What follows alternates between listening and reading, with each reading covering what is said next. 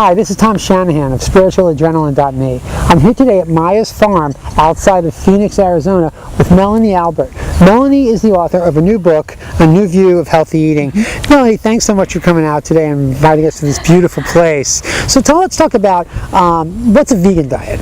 Well, vegan diets are really no animals at all, but it's even more than the eating. Like the vegans won't even have leather on their shoes or a leather purse. So there's a lot of political and activism diet, going on. It's Lifestyle, yeah. And so what's a vegetarian? Well, vegetarians, I always like to say vegetarians are a little bit funny, a little bit loose. So there could be a pescatarian like me that eats fish. There could be a lactotarian that eats milk. There could be an ovotarian that also eats ovos, eggs.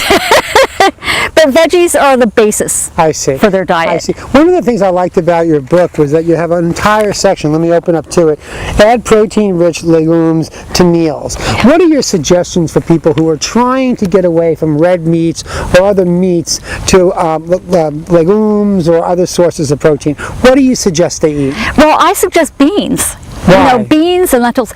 Beans are a clean protein. So they're plant-based, they're clean, they're going to go into our system a lot more easy than animal protein. You distinguish beans from lentils. What's the distinction? So beans are a little bit bigger, they're heavier. Lentils, from a culinary standpoint, you don't have to soak.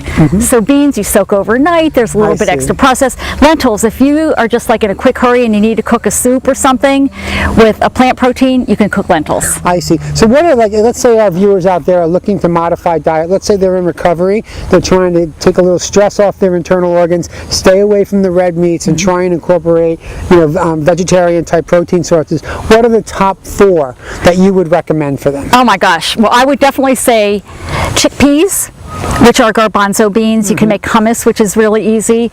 Lentils. I mean, you mentioned lentils. Lentils are great. You can cook them in a soup. You can add them to veggies, and they're just like a really simple thing. And the other thing that we didn't talk about are nuts and seeds. So even though they're not a bean or a legume, they have lots of protein in them. And what 2 nuts or seeds would be the 2 that you would recommend? Oh my gosh, there's so many.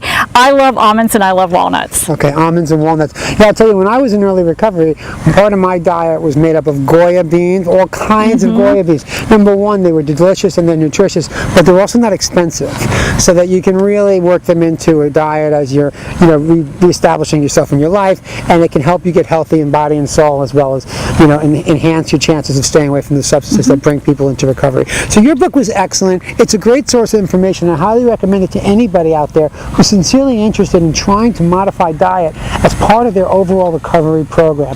If you're interested in getting a copy of this book, A New View of Healthy Eating, you can visit Melanie's website at www.expnutrition.com. Melanie, thank you, and thank Maya's Farm for having us here today. Thank you for coming to Phoenix. Our pleasure.